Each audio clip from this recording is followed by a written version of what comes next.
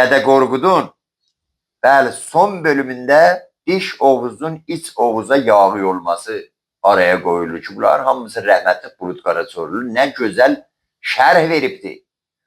Bəli, Sazımın sözü, Dədəmin kitabı, Qardaş andı, 3 qismətdə bölüb kitabı nə gözəllikdə amad edibdi. Ki, hər Türk evinə lazımdır. Bu kitablar orada olalar. Mən olar ki, əhli mütaliədə kitabxanalarında bu kitabların olması gərəklidir. Mən ki, mətləbdə çox uzun olmasın. Bunu deyə bilirəm ki, Dədə Qorqudun 35% nəzmidir, 65% nəsridir. Vəli adam nəsrə varid olur, ehsiz nəzm oxuyur. Nəzm oxuyur, ehsiz nəsr oxuyur. Yəni o qədr bunlar bir-birlə əcin olublar, qatışıblar. Adam oxuyanda ləzzət aparır. Bəli, o Bavərhay usturəyə ki var idi Azərbaycanda, od yurdunda bunlar hamısı gəlibdir.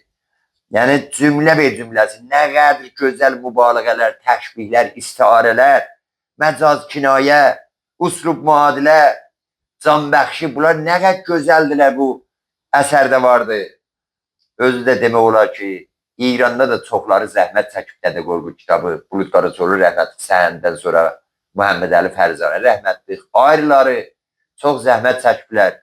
Kərimi Bağban cənabı da tüh kitabların haqqında çox zəhmət çəkib döydür. Muhammed Rıza Kərimi Bağban Zəncanlıdır. Bəli, mən Çiçək Xatun, Borla Xatun, Solcan Xatun, bunları və hər sürət bilmək yaxçıdır. Solcan Xatun kontrolı ilə cəng eləyir. Nəhayət hünərməndiliklə elə ox atır ki, kontrolunun tüylərin arasından ox keçir.